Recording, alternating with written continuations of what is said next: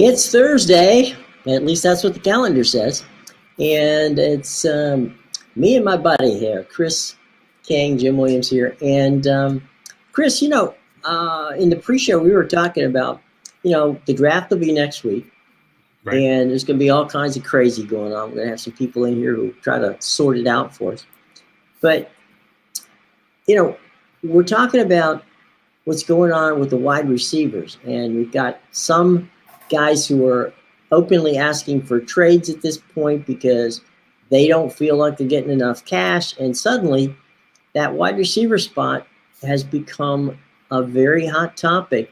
And so I guess my question to you would be, do you take someone who is a known quantity at this point and, roll the dice and pay them the big cash? Or do you dive into, or do you trade them if you have one, and like in San Francisco, and do you then take, your chance, because they trade a lot of first round choices and second round choices to get the quarterback last year. Right. Now, do you go forward and say, okay, maybe I can recoup some of this, and if John Lynch decides to make a run that way, which way do you go? Well, let's face it. You're talking about a truckload of money. They're, from what I've read, A.J. Brown and Deebo Samuel all are expecting to get paid around the same amount of money as Tyreek Hill and Devontae Adams. And sure, while they're great receivers, one of the big things that all these teams have to think about, too, is can you afford to take on a contract like that? Can you afford to take on $25, $30 million? Especially if you don't have a quarterback. And, a lot of these teams are scrambling for a good quarterback. You look at teams like, Pittsburgh, they're going to try and get by with Trubisky. And you've got Tennessee's got Tannehill. He's not necessarily a big arm type of guy. Or the Colts have Matt Ryan, who's, at the end of his career. And you've got the 49ers, like you said, Jimmy G wants out because it's basically going to be Trey Lance's team. Can John Lynch afford to deal a guy like Samuel and take away one of the best options that they have in the passing game for Trey Lance to develop? Because if you take him out, who are you going to replace him with? Sure, like you said, you can go in the draft. You got guys like Garrett Wilson, Chris Olave, Jameson Williams once he comes back from that torn knee, and guys like that. But the problem is, there's pros and cons. You got the pros of the fact that he's going to be cheap because he'll be a rookie, so you buy 3 or 4 years. But if he doesn't fit in your system, then you are out of luck, because then you've got a guy that you wasted a draft pick on, and we've seen it happen more often than not in recent years with some of these guys. And it puts Lynch in a tough spot. It's going to put other guys in a tough spot. Look at Tennessee. What are they going to do? What's Seattle going to do? Are they going to deal Metcalf and just decide that they're just going to blow the team up? They traded Wilson. Bobby Wagner's gone. What do they do? What does Washington do? You're close to with the Commanders there. What are they going to do with Terry McLaurin? I don't know. I know that they're looking to draft a wide receiver. That's probably going to be their number one choice. It wouldn't be mine, but it might very well be theirs. They need if they deal McLaurin, then you need 2 receivers, because you need one now anyway. Right. The Deebo Samuel thing to me is he's the closest thing to Tyreek Hill. Okay, because he was second on the team in rushing for the 49ers, and he was number 1 on the team, obviously, in receiving. Yeah, he's basically an upgrade on an upgraded Cordarrelle Patterson with what he did with Atlanta last year. Now, I checked this morning, and DraftKings has a list of potential trades, and they have the Jets at number 1 on that list. Well, that's not a surprise. The Jets have a ton of money, and they need anybody they can get. Well, they have cap space, which is the key. Because your point was, okay, if you're going to trade for this guy, you're going to have to pay this guy. Right. All right, so do I have the cap space to pull that off and still get through? The Jets may very well do that. Now, they have draft capital to burn, because they've got multiple firsts. Right. So does John Lynch say, okay, look, I can take Deebo Samuel because I may, I'm putting Trey Lance in as my quarterback. I need this, Swiss Army knife weapon to make it work, or because Kyle Shanahan, basically can figure out how to make offense work in many different ways, and they ran a lot last year. Right. Do I dole him off to the Jets or somebody for multiple draft choices, and in the long run, does it work out for me? So, that's why the GMs get paid, and more often than not, it looks to me like they'll probably entertain a trade, but unless you're bringing back stuff, Deebo Samuel can demand a trade and be as ticked off as he wants to. John Lynch is not the kind of guy who's just going to send him out there and not get something back, and it's going to have to be a heck of a haul, because he is somebody. It's not like the other receivers we talked about are good receivers. This guy can do both. He can run and he can receive. So right. I think that little thing does elevate him a bit above the other outstanding receivers. But that's what we'll see next week when the draft pops up. And of course, the other big story coming out yesterday was that Jay Wright retired at Villanova. So I mean, that's a big blow to the hierarchy of college basketball, because I mean, after you lost Roy Williams and then Krzyzewski, and guys like that, now Jay Wright's gone, and we've seen what he did for that program. Yeah. And now he'll be replaced by Kyle Neptune, who most people have never heard of because he was an assistant with Jay Wright for a while. And he has 1 year of coaching experience. He coached at Fordham this past year and turned the Rams into almost what you could qualify as a success story, because they went 16-16 after winning 2 games last year under Jeff Neubauer and whoever took over after Neubauer was fired. But now, how does that change the landscape of college basketball, in your opinion? You mean that Jay's not playing and not going back? Yeah, he's not coaching. I mean, he's only 60. Yeah. I mean, I get it. I think that, he's been at Villanova for 21 years, I think, at Villanova. And I get it. I think that there are some people like Krzyzewski who will go till they're almost 80 and coach. There are people like Boeheim who, may be coaching after he passes away. I don't know. Boeheim reminds me of Ric Flair when in the early 2000s when he was in the WW then F, saying that he will never retire. Right. And that's basically what Jim Boeheim is at this point. Jim Boeheim will never retire. It's, Neil Young said it's better to burn out than to fade away. Right. Boeheim's going to put that to the test, literally. Yeah. And you're talking about Coach K retires, right? Well, nobody thought Jay Wright was going to retire. And he just decided, you know what, I've had enough. And I think a lot of people don't realize that this is a year, coaching basketball, coaching football, this is a year-round thing. You've got to recruit. You've got to, go through. It's a grind. And so, he's 60, which is not, that old given how some of these coaches hang on for a while. Maybe his quality of life issues, like, what, I can make money in broadcasting. I can sit back. I can enjoy my life. And, all's good. I'm good. Financially, Villanova did not, wasn't on the cheap side. They paid him.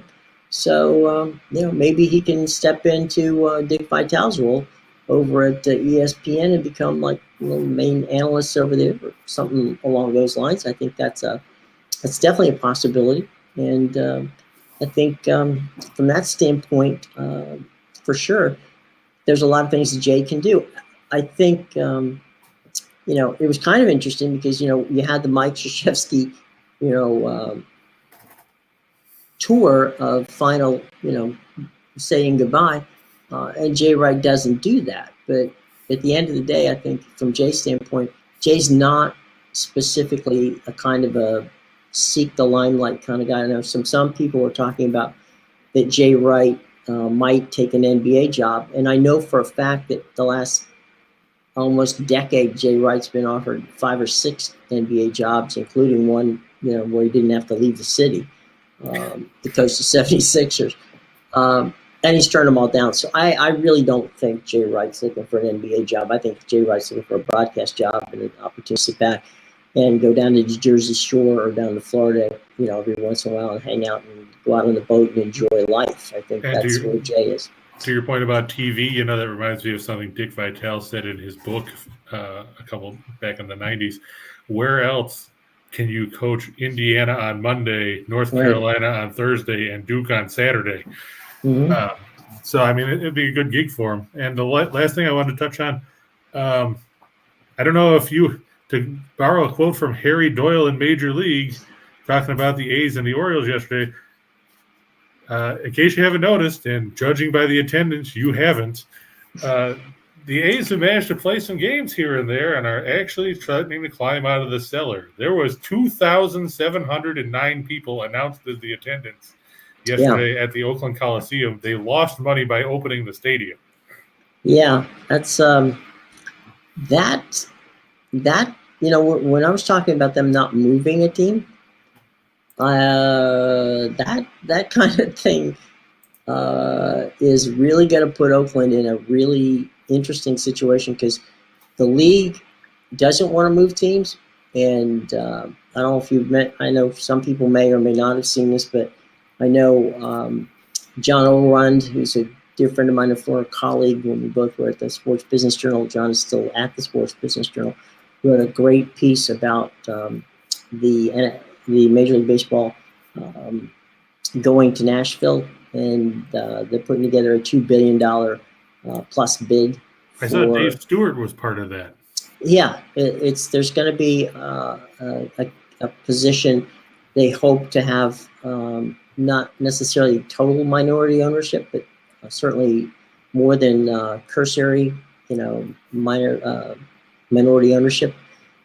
So there's going to be an opening in, for a team in Nashville. And I think, I know both in Nashville and as well as in Vegas, they want to have that as teams where they can become expansion, because they can get $2 billion plus or more for those markets, as opposed to moving a team where they don't get money for the moving. But, when only less than 3,000 people, to say it for that, less than 3,000 people show up for a baseball game, and they open the stadium, and as you say, they lose money, that's just not going to cut it. And it was hard that could be concerned. It was hard to find people in the seats when they were panning around the stadium. All you saw was a lot of empty green seats. Right. It was disheartening for a major league franchise to draw three. Even the Indians drew more than that when they were terrible in the 80s. Yeah, I was there. They did. The thing is, the old, some people were calling me over the weekend and saying, well, look, there's nobody at the USFL games. I said, guys, they played all the games in Birmingham in 2 stadiums. It's a made for television sport. They don't need for anybody to show up. Okay, it's nice if they do, but if they don't, that's okay too. They're doing this for TV. That's not the case with the Oakland A's. The Oakland A's are a franchise that would really like to have some people show up in the stands, because that's kind of the way it's supposed to be done. And I know the Nationals in that first game remember the doubleheader they played, the day-night doubleheader the other night? The other day. Well, they had like 9,000 something show up for the first game. Well, that's understandable. Nobody knew that game was even going to be played. So, when you get 9,000 for that. And you're going to get some early crowds that aren't going to be big, but less than 3,000 for an A's game that was scheduled is right. So you didn't just change the time or throw it out there as a reschedule or anything. Right. It wasn't a makeup for rain out the next day. This was an actually scheduled game, and they always had 3,000 people show up, which goes to show you that they really don't even have a season ticket base, because they count season tickets. So there you go. It's something to be confused about. I can assure you for that. But there's something that isn't confusing, and that's DraftKings. DraftKings has a promo for all of us here at the Max Wagers Network and our buddies with winners and whiners and picks and parlays. Here's what they got for us. You bet $5 to win 200 in free bets when you make your first deposit of at least $5 and bet on any Major League Baseball money line. And you know what? You win $200 in free bet. Okay. There's only one thing you have to do. One tiny thing. And that is use this code. Okay. There's the promo code. WAW video. Get all your information. Where else? It's in the show box below. Remember, you have to be 21 years of age in some of these states to participate. And as always, please, please, please, always bet responsibly. Now, speaking of betting responsibly, we had some folks yesterday ask for the best parlays, and Christopher, my friend, the best parlays came from you in the two for the money area. Yeah, I mean, granted, we were helped by Joel Embiid hitting that 3 with 0.7 seconds left. Thank you, Joel. Yes. Of course, if both teams hit free throws or if Tobias Harris would hit a basket at the end of regulation, that game doesn't even go to overtime. This is true. But, we'll take it. We also talked about the Blue Jays beating the Red Sox yesterday, and they won handily 6-1, despite losing George Springer in that game. We talked about Edmonton and Dallas, and the Oilers playing well at home. They played well under Jay Woodcroft. They beat up on the Stars 5-2. And we also had, let's see, what was the other game that we had on there? Let me double check my screen. Let's see. Yeah, we got Ufer, we got Andrew, we got James, we got Sly, we got IC. Hey, IC. It's a new one for us. Greg's in the house. All kinds of people here. Of course, we had the Yankees over the Tigers yesterday. Right. And that one panned out. So. And that one worked out nicely. Yeah, so, I mean, we did our best, and, we answered the call when somebody asked what our best options were, and there you go. Hopefully, they panned out for you guys. If you played other things, hopefully they panned out for you. Yeah.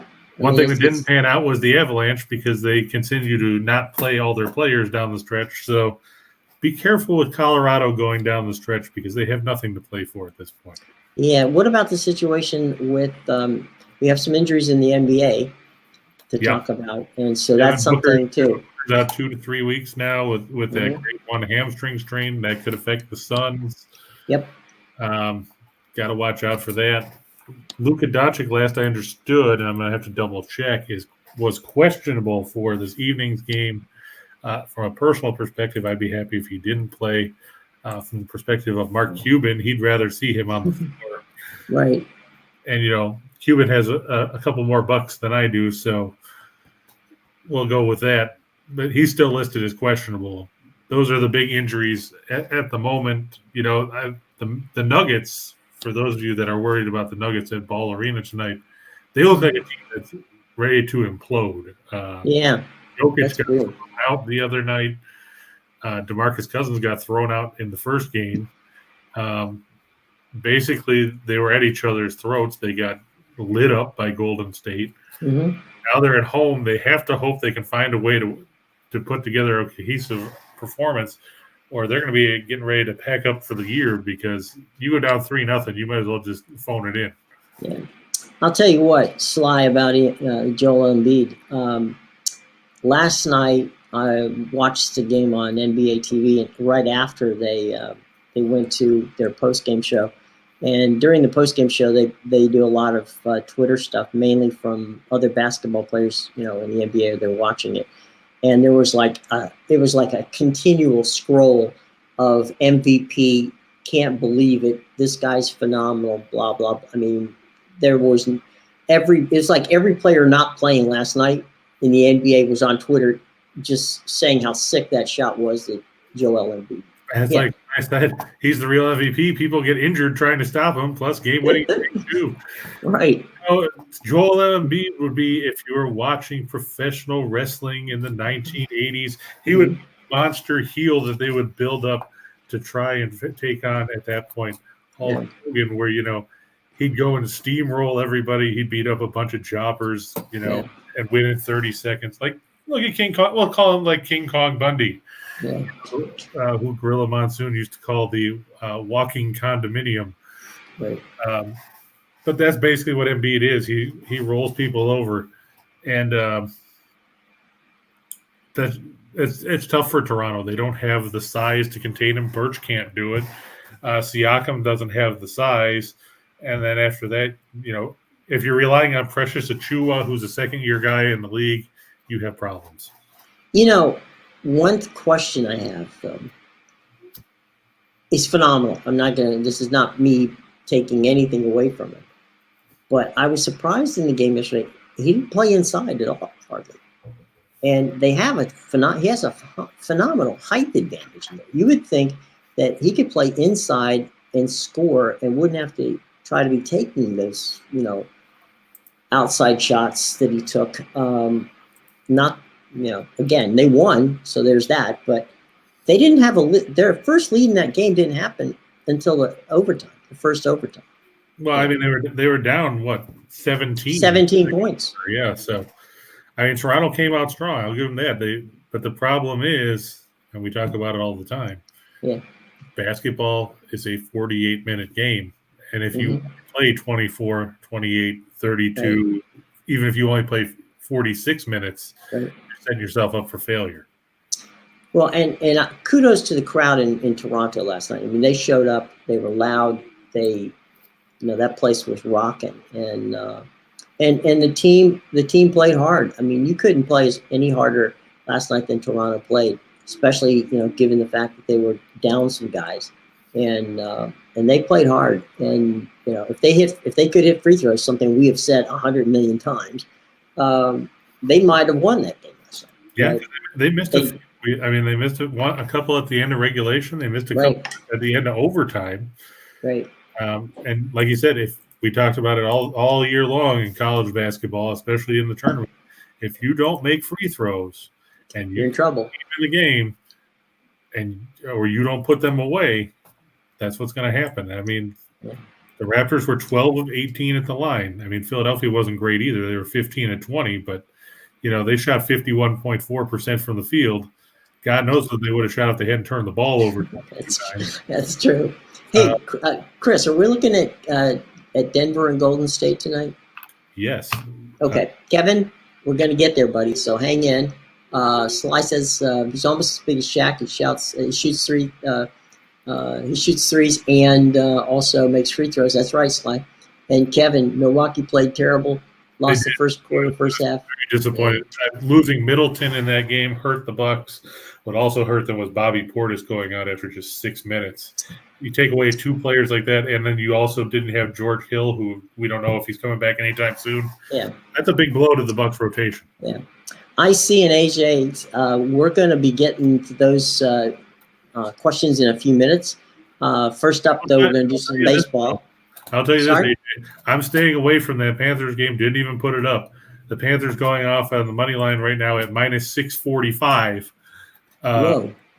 After watching the way Tampa Bay slept walked against Detroit the other night, I'm not putting faith in Florida here either because, like you said, Florida, they don't care. They've basically got the Atlantic Division locked up. They've got the top spot in the Eastern Conference pretty much locked up.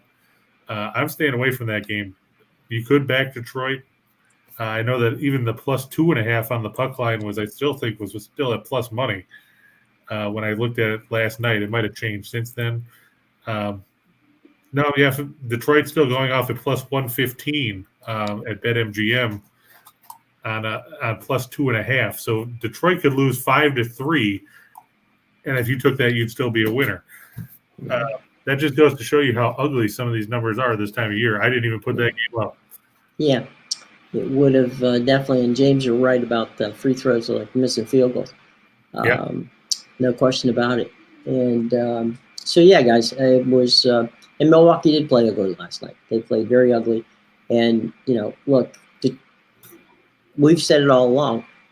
You can't, in the East, you can't afford to have a night off because if you do, those teams are pretty even. All those teams are pretty even.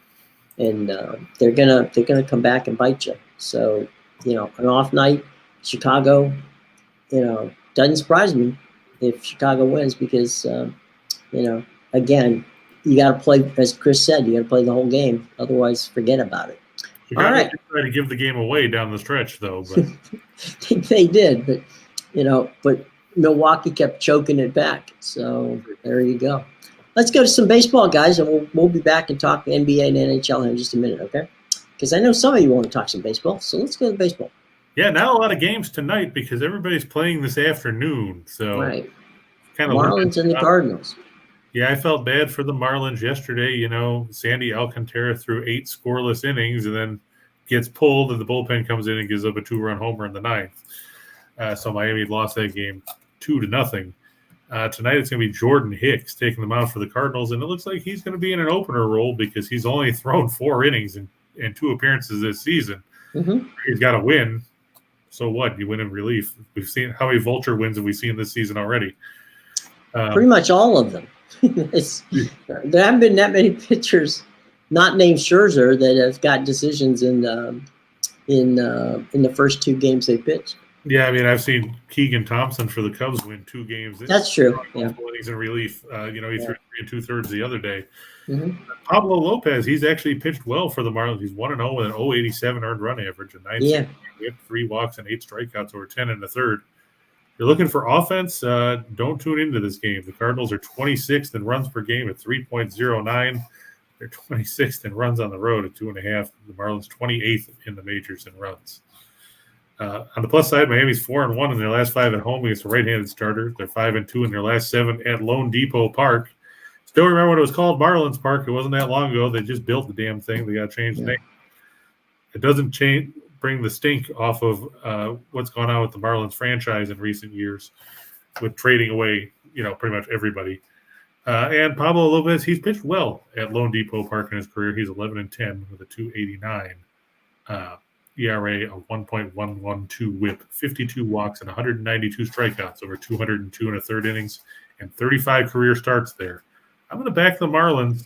I'm just not sold on the Cardinals. I mean, their pitching staff is mediocre, and I mean, now you're down to a reliever. Sure, Hicks can throw hard. I'll give him that.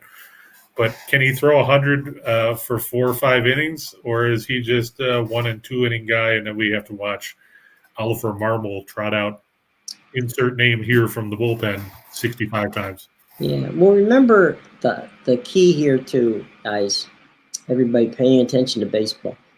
We didn't have we had a shortened spring training, which means these guys didn't get a chance to have enough time to really get those arms stretched out.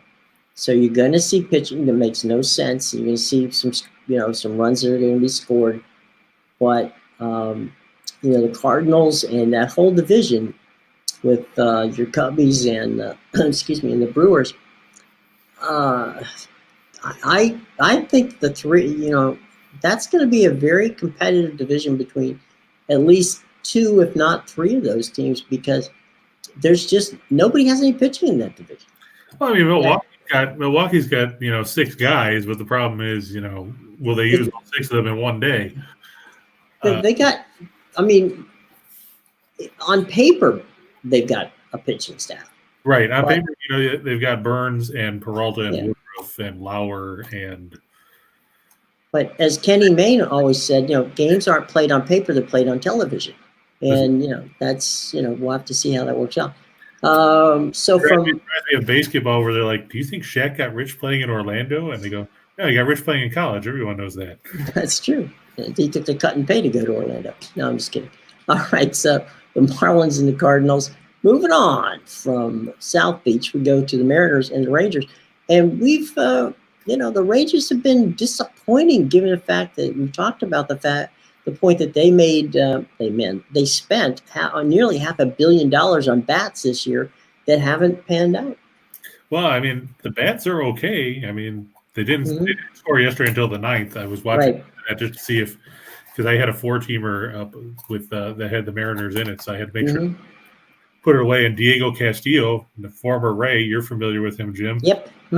Proceeded to try to make the damn game interesting because it was 4-0 going to the 9th, and he gave up 2 to make it 4-2 and had the tying run at the plate before finally closing it out.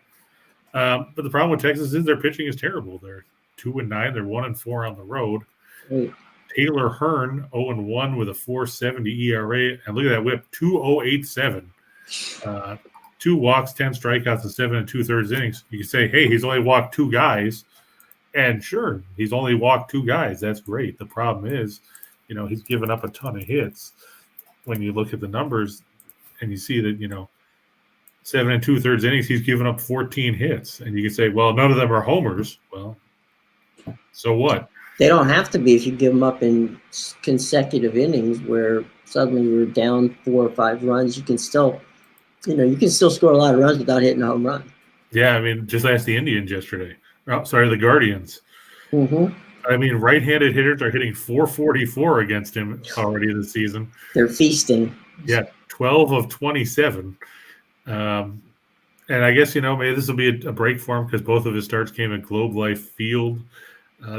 Maybe, going to T-Mobile Park will be better for him. But, I mean, at this point, you've got to wonder,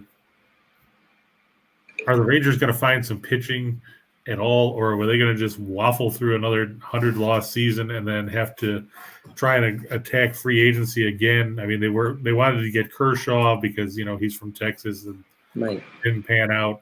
So they got John Gray, and he hasn't been great. And then you got a bunch of nobodies. Marco Gonzalez is going for the Mariners here.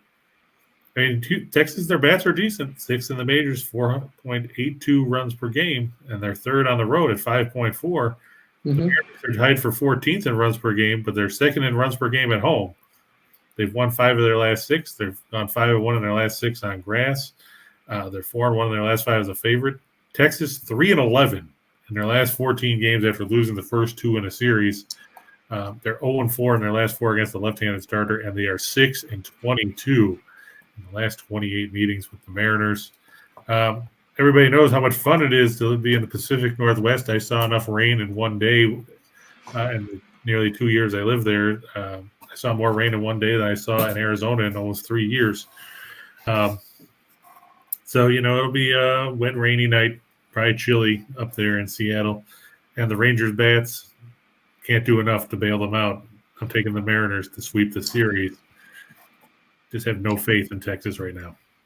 Chris, let me ask you, living up in the Seattle area, I know a lot of people up there. The park, the T-Mobile Park, which used to be Seiko, it's not a home run friendly park.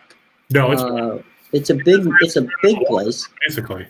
Yeah, and also because of the fact that there's a lot of precipitation up there, the balls don't tend to fly. So, it really is a pitcher's ballpark. And, I think that's – and Seattle always kind of built their teams around that. I mean, because the Dome before wasn't really a home run park either. The King Dome. Yep. Other than Griffey and A-Rod. Jay Buhner, but that was about it. Oh, that's right, Jay. Yeah. Buhner. To your point, over the last few years, according to Baseball Reference, with park factors where 100 default, average, the number for park factor for Seattle in batting is 96. So you're definitely talking about a below average park for hitters, especially with the power game.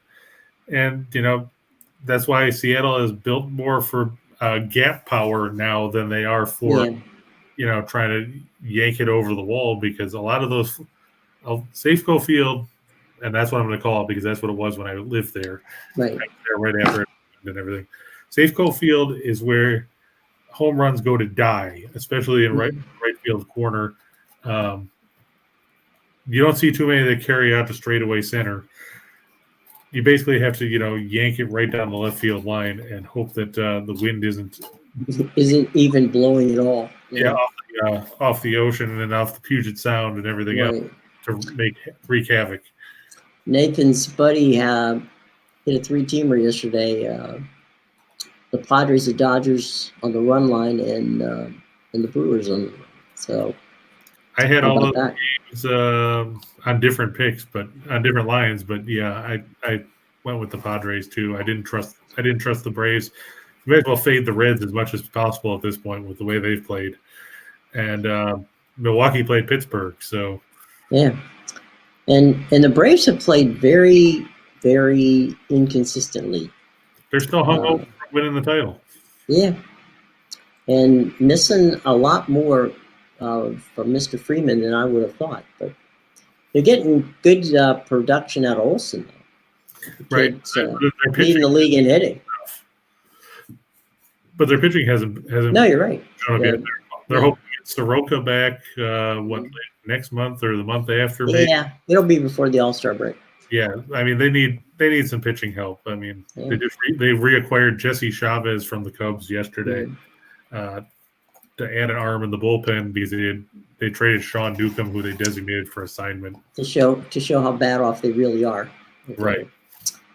But we got a fun thing going on here now, and that is Caesar Sportsbook. Now, Caesar Sportsbook is going to give you first bet insurance. Place a first-time wager of up to $1,100, and you get it back in the form of a free bet if you lose. Okay, so frankly, there you go. I mean, that's that's good insurance. Okay, so basically, Caesar Sportsbook, $1,100 first bet insurance. Place a first-time wager of up to $1,100. Get it back in the form of a free bet if you lose, but you have to do this. You have to do the show code. That's right. The promo code's right there scrolling in front of you.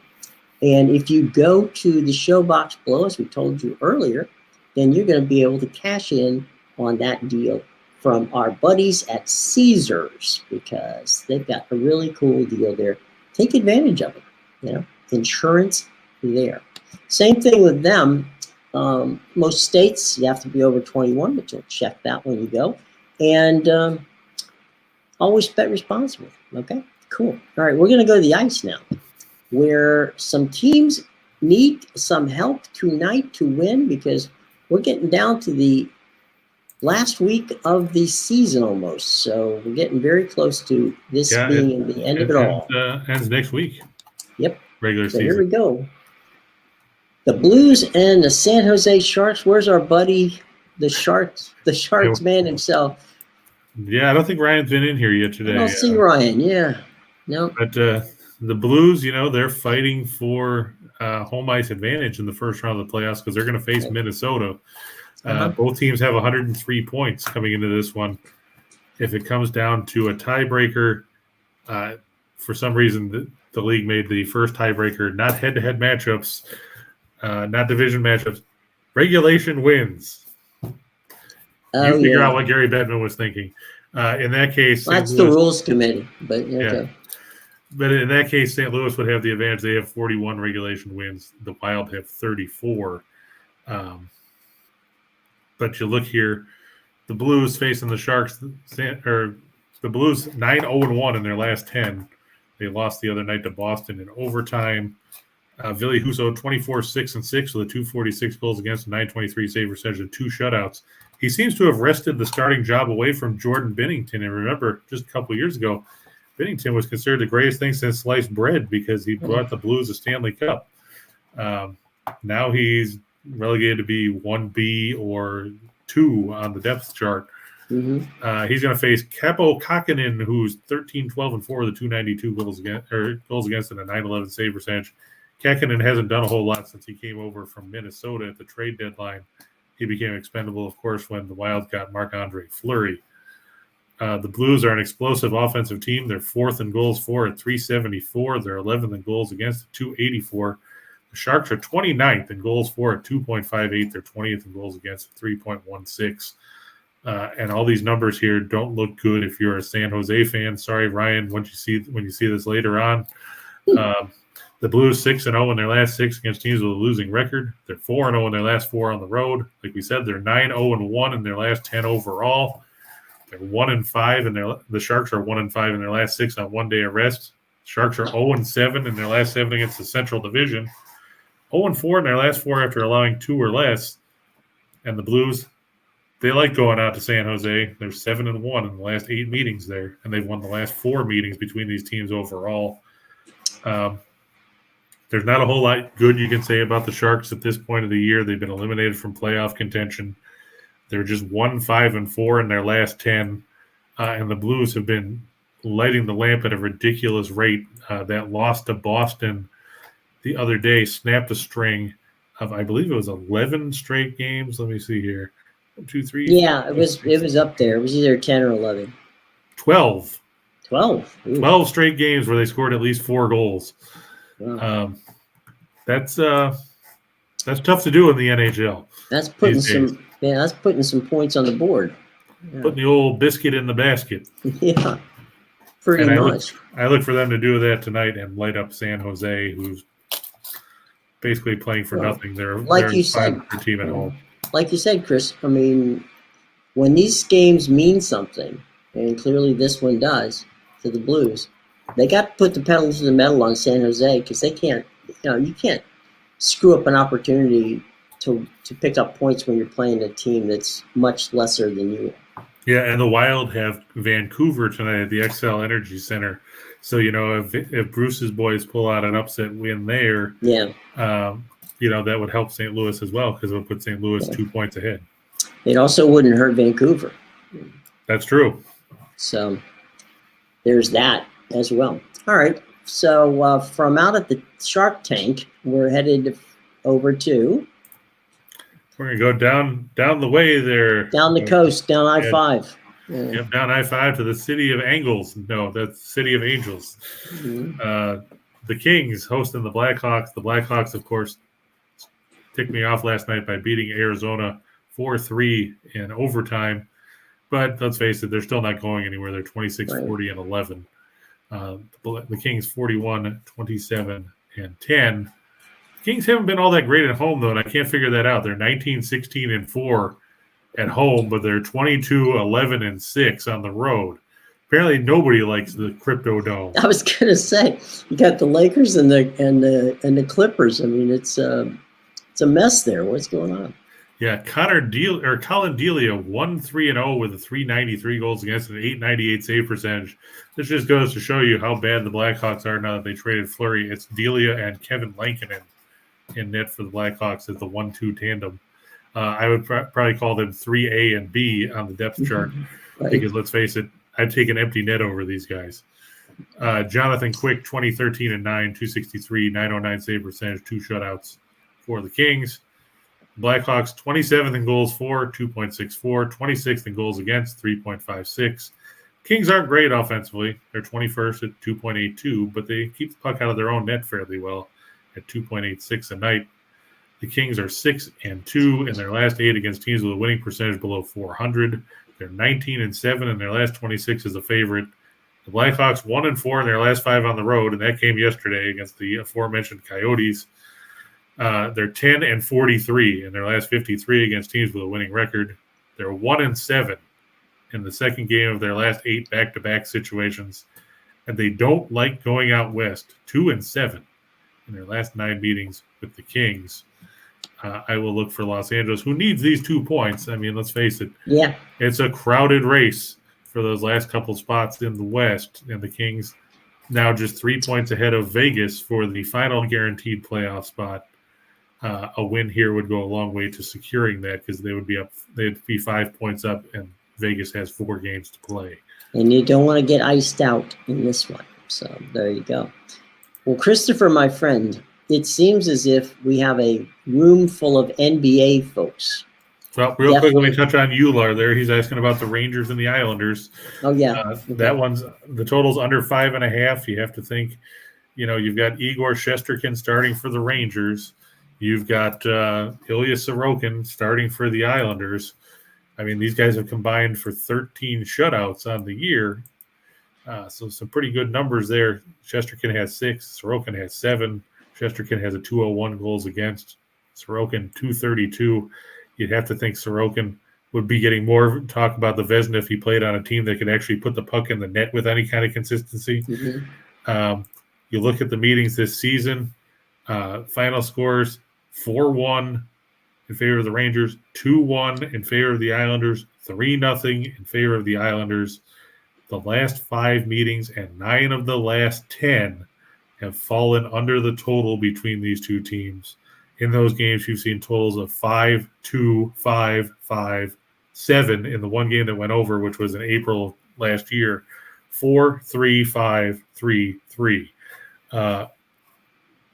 I don't think you're going to see a ton of offense here. You're probably going to see another 2-1, 3-1 type of game. Maybe if it's an offensive bonanza, it'll be 3-2.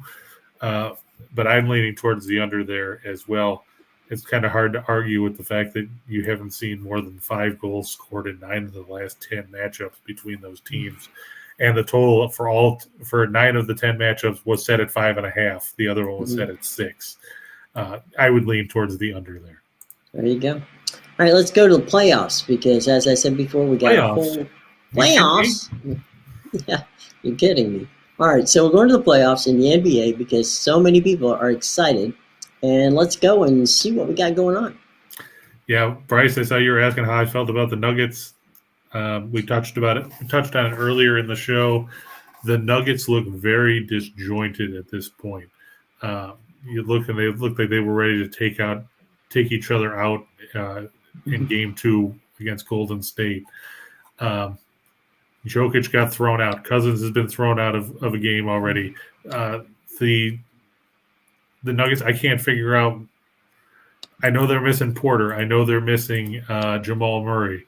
I noticed Tim Earl hasn't been in all week. I'm guessing he's mourning the fact that Denver's played so poorly in the first 2 games of this series. Because normally he pops in and says hi at least, but we haven't seen him. And you look. I think he's working a night shift. Yeah. That could be. You look at the way the Nuggets have played. Aaron Gordon has done nothing. He's got averaged 7.5 points a game in 2 games.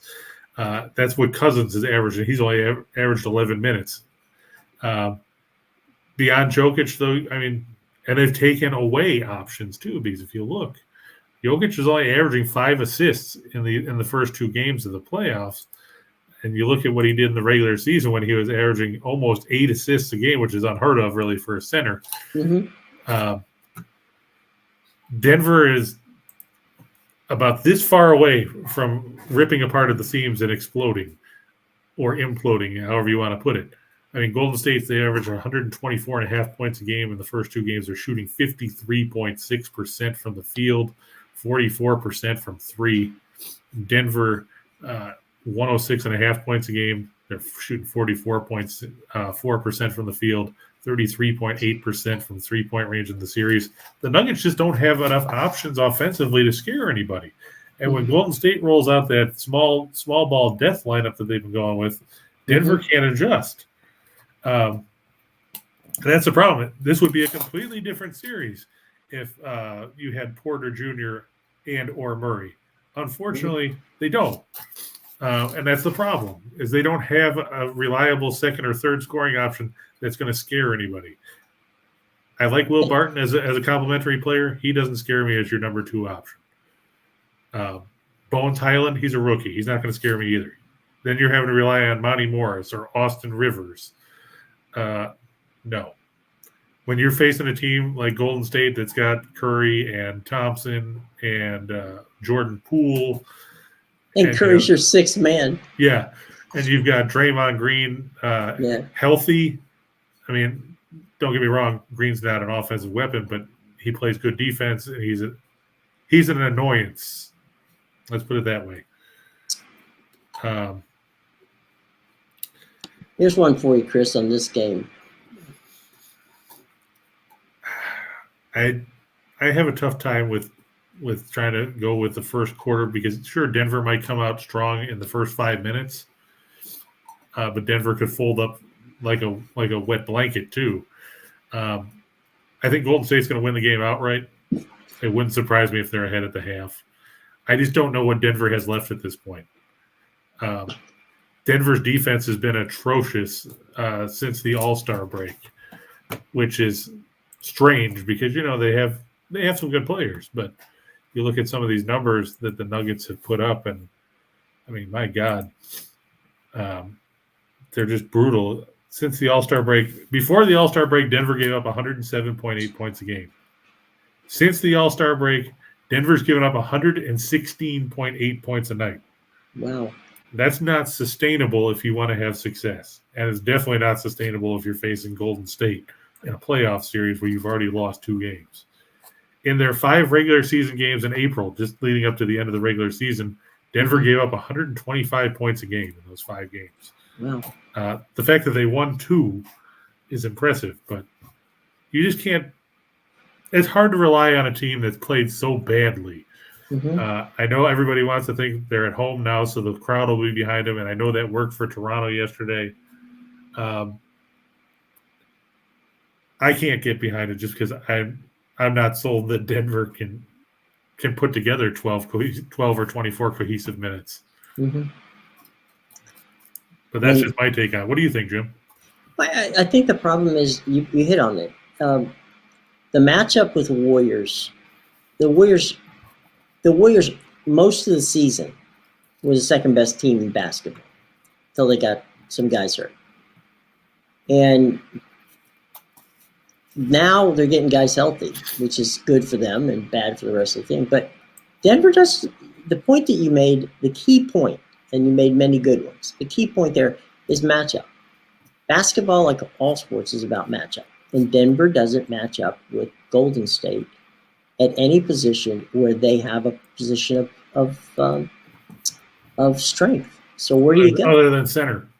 Well, yeah, but I mean, unless your center is Joel Embiid, then you got you're in trouble.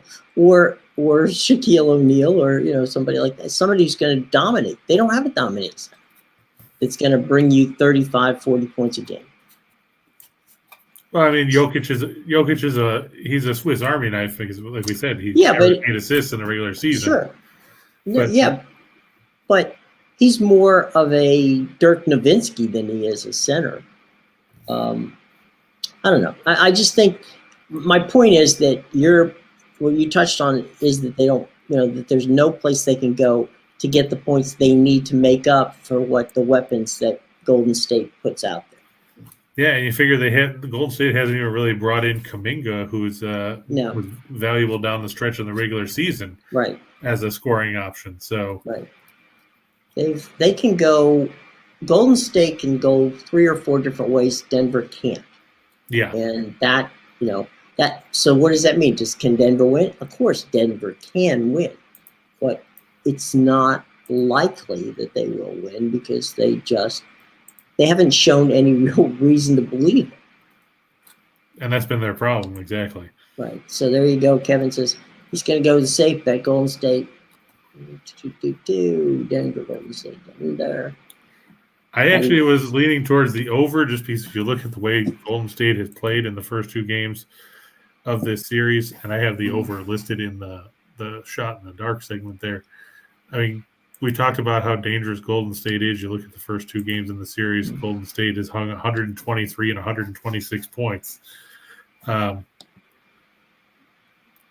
Denver could try to slow it down at home with the altitude, but the fact is that, like Jim said, Golden State has the ability to go 9 or 10 or even 11 deep, so the altitude doesn't really have as much of a factor that it would on some other teams. Plus, they've had a couple of days off since Game 2. Mm-hmm. So it's not like they're coming in on the second game of a back-to-back situation here. I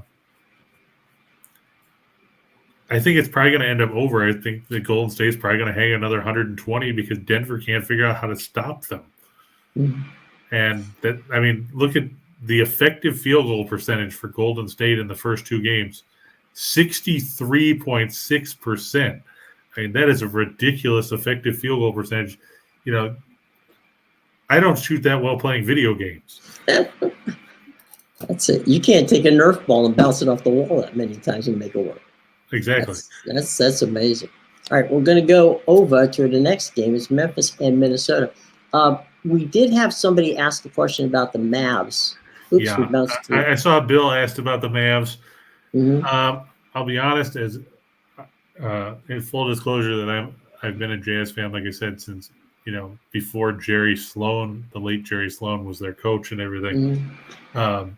A lot of that is going to come down to whether Doncic can play, because I will tell you this: after watching Game 2, there is no way in hell that the Mavericks are going to hit 22 3-pointers like they did in Game 2, where 17 of them were considered uncontested, which is the most uncontested threes in a playoff game in the last 10 years. I think it's going to be a close game. So if I was going to play that game, which I'm clearly not going to, I would take Dallas with the points.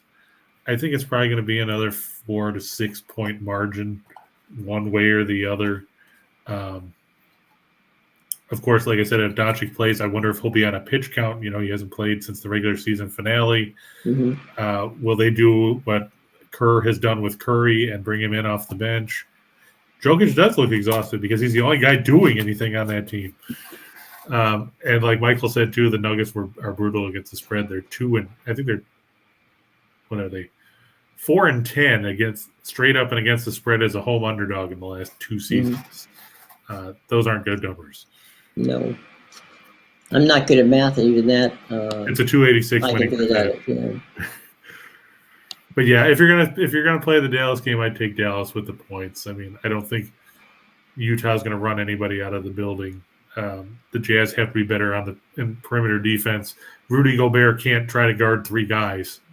It just doesn't work. I mean, Stifle Tower is a great player, but if he's supposed to guard Kleba out in the corner, then you can't have him worrying about Brunson trying to drive to the basket. Mike Conley was a 0 in that game. No points, 22 minutes. He's going to have to play better. But I think it's going to be – if I had to pick the game, I would take Dallas with the points. Mm-hmm. There you go. All right, Memphis and the T-Wolves. This one being played in Minnesota. Yeah, at the Target Center. Memphis second in scoring offense in the postseason behind Golden State. Minnesota 6th, 113 points a night. Memphis has not hit threes with any kind of success so far. They're averaging 29.5% from beyond the arc in the first 2 games of the series, second worst among playoff teams. Minnesota not a whole lot better at 36.1. But this comes down to, at least Memphis has some guys that have been in the playoffs before. You've got Adams and you've got guys like that. I just think Memphis, they have a little more experience, and that's not saying much because Minnesota has no playoff experience. I just think that Minnesota, they tend to implode at the worst times. And, we saw that happen early in the second half of game 2 when John Morant and company took over. Memphis is 20-6 against the spread in their last 26 on one-day rest. They're 5-2-1 in their last 8 after a straight-up win. They're 25-10 in their last 35 as a favorite. Minnesota, as well as they played, and give Chris Finch a ton of credit, he should be considered for Coach of the Year as well. I mean, he won't get it because it'll probably go to Monty Williams or Taylor Jenkins. And those are both fine candidates, but I would put Finch on my ballot personally. And that's something we're going to be working on, is getting some ballots together for you guys to vote on who you think should have won some of these awards. Because odds are they won't agree with what the writers came up with. You look, Minnesota's 1-4 against spread in the last 5 at home, 1-5 against the spread in their last 6 overall. And Memphis has gone 16-5 against the spread in the last 21 meetings between these teams. It's only a 2-point line. I think Memphis is going to win the game outright. And I think it'll be probably by 5 or 6 points. I don't think it's going to be as one-sided as we saw in game 2. So I'll give the 2 and take Memphis. So basically, it's an even game, but because it's being played in Minnesota, they give 2 points to Memphis, right? Well, normally, and in football, the lines, it's usually 3 or 3.5. Right. NBA, it's probably, I want to say, home court advantage. When they do the line, it's probably worth a bucket or so. So if this was in Memphis, Memphis probably would be favored by 4 or 5. So since they're on the road, it's down to 2. Depending on where you look, some people will tell you home court is worth about 3 points. Right. Some other sites will tell you it's worth 4. I don't think the Target Center is that lit. Yeah, well, there's that too. But, I mean, it could be because they're not teams that have been they haven't been a team that's been in the playoffs for a long time. So Right. Could be excited tonight. They could be amped up. Yeah, we'll find out. But Memphis, Memphis has been that little team for us all year long that has played consistently and has they've been very, as the old Chico Escuela line is, they've been very, very good to us over It's the true. year. They've been very consistent. I love Andrew's line about the shot last night by Joel Embiid. The game winner wasn't guided by Magnus Aruna. It was done by a laser from overhead camera, but nobody knows that's our little secret. Thanks for sharing that with us, Andrew. I don't know why you told everybody. That's why I put it up as one of the picks of the day, because I knew that it was going to win. And now you just ruined it. So now I have to go with a new scheme. Right. For when Now Philadelphia we're wins screwed. Game 4. Right. So way to go. You just blew it for everybody. Come on, Andrew. You got to help us out, buddy. That's the whole thing on the secrets. We can't be giving those things out. Do I think Vegas is wanting everyone to take Memphis -2? If I thought that, then I would have to think that they would want everybody to take Golden State because they're only favored by 2. Well, if Vegas went there, then they wouldn't be favored by 2. Then the money line would move. True. I think that I think it just boils down to, Minnesota's played well at home. They're as you see, they're 27-15, counting their win over the Clips in the play-in tournament. Mm-hmm. But Memphis is a good road team. I think that if Memphis was, say, like Atlanta was on the road, where they were like 17 and 24 or 17 and 25 or whatever they are, then I think you would have seen this line probably be more closer to a push or Minnesota favored by 1. But as it is, Memphis was a good road team. And, the other thing you have to remember is Memphis played a quarter of the season, give or take, without Ja Morant and still won 17 or 18 games in that stretch. Right. So I think that's why you're seeing Memphis as a slight favorite, just like you're seeing Golden State as a slight favorite. Nathan, we got some baseball coming up here, buddy, and we'll come back and take a look at that for you. I think that you might as well just pound the Orioles with the under as much as you can, because the under is 10-0-1 in Baltimore's games this season. Yesterday, in that exciting game with literally hundreds of fans in attendance, the final score was 1-0. Somebody asked me yesterday, who's an Orioles fan, and he admitted it. Yeah, he did. There are a lot. I mean, Orioles fans are pretty are definitely loyal to their team. Anyway, asked me if I knew what station to listen to them on the radio, and I'm thinking, oh God, I don't know. I don't know. So I had to look, check, and see where they are. But yeah, it's pretty wild for O's fans. Memphis full game. Here's the first quarter. Okay. I mean, yeah, that's possible. I mean, anybody's playing at home, right? They're going to be amped up first quarter. That's like watching college basketball, right? You get the home team gets amped up, and all of a sudden, by halftime, reality sets in, and the second half. Because the excitement and stuff can only take you so far. Just to ask the Raptors yesterday, adrenaline. You have to wonder, will Brooklyn bounce back now as they head home for games 3 and 4, down 2-0 as well? Because Kevin Durant, he had 27 points or whatever yesterday, but 18 of them came with the free throw line. Yeah, he's not gonna be spending that much time at the free throw line in game 3. That's not gonna happen, boys and girls. So onward and upward. Speaking of onward and upward, 2 things. We got 2 gifts for you. Well, we have 1 gift and 1 something that's very special. The first gift we have for you is we have a baseball book. Now, we've been talking about how to bet baseball and all the kind of cool stuff with baseball. It is free, and it's from your friends here at Max Wagers. All you got to do is go to our show box below. All the information is there. Click on the link and get the book. Chris and I have the book. We love the book. It's got all kinds of good stuff in it. Chris actually wrote some stuff in the book, so there's that. And you're definitely going to want it, so get that. Also, to get Chris's picks, his parlays, you're going to want to go there too. So that's also in the show box below. Just look down there. Click on the show more. It'll drop down. All the good stuff's there. So be sure to check that out, because we definitely want you to do that. Okay? Yeah, we had on those ones yesterday, we had a couple of 4-teamers come out. One of them would have paid out about $3,100 on $100. So see, that was a good night. So if you go ahead and did, let's say you go down there and you look at that stuff and you use our Caesars deal, which is up to $1,100. Read Chris's stuff. What do you got to lose, right? Because they're going to give you bet insurance. And that's true too. So there you go. You got nothing to lose, and you can get some good picks. So by all means, go to our show box below and sign up for Chris's picks. And speaking of that, let's go for what else? The money, right? Yep.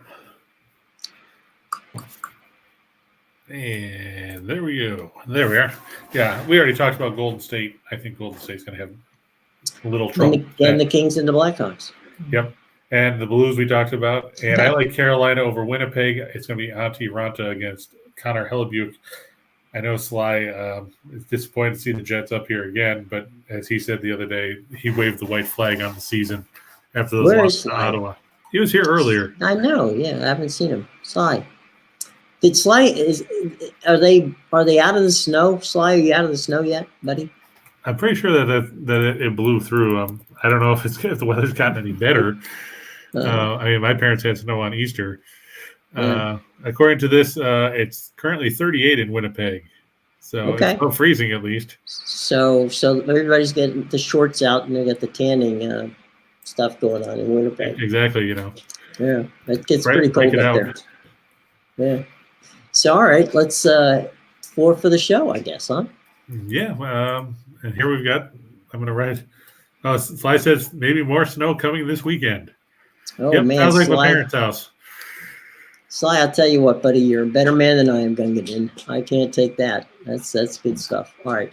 It's like I always tell anybody that wants to go up to the Buffalo area and thinks that snow is over because it's springtime. You're not safe from snow until Memorial Day. There you go. Just keep that in mind. That weather brought to you by Caesars. Okay, thank you. Go ahead. I'm going to go with the Mariners over the Rangers, just like we did yesterday. I have no faith in Texas's pitching. They've been awful. We talked about the Grizzlies over the T-Wolves. I'm going to take the Rangers over the Islanders. The Rangers battling for the top spot in the Metropolitan Division. With the Hurricanes, they need this win. The Islanders are just playing for pride and to stick it to the Rangers, their geographical rival. And I'm going to go with the Flames over the Stars. We talked about the Stars playing last night. Now they've got to play in Cowtown after playing in Edmonton. It's a tough back-to-back to play, especially with the way the Oilers played last night. I look for the Flames with Jacob Markstrom to get the win in that contest. Okay, and now shot in the dark for the entire enchilada. Here it is, boys and girls. Yeah, we talked about the Marlins earlier. I'm still going to ride them with Pablo Lopez. I've got the A's over the Orioles. I think the A's kind of got jobbed yesterday because the one run that Baltimore scored on an error. They had Billy McKinney called out at the plate on replay when it still looked like the tag missed. But there's that. They've got the over-under on there's going to be 5,000 or more people at the Coliseum. Yeah, I'm going to go with the Nationals over the Diamondbacks. I'm probably going to take the under on 5,000. This is an afternoon game. The game starts in about half an hour. Point. Yeah. But I'm going to take under 7.5 as the total. Like I said, Baltimore has seen the under go 10-0-1 in their 11 games this year. They haven't seen more than 8 runs. Or no, they saw more than 8 runs once, and that was a push on a 9-run total. Not expecting offensive fireworks because we know Oakland's not a ballpark that's conducive to the long ball. Now that these teams hit it anyway. I look for the Grizzlies and T-Wolves to stay under 236.5. Minnesota's totals tend to be lower at home than they are on the road. I look for Denver and Golden State to go over 223 like we talked about. Golden State's put up 123 and 126 in the first 2 games of the series. Expect another showing there. I think Dallas and Utah is going to end up under 210.5. First game was 192. Second game was 214. But, they got there at the end. Yeah, and it could end up over. I just don't have a ton of faith. A lot of this, like I said before, hinges on whether Doncic plays or not.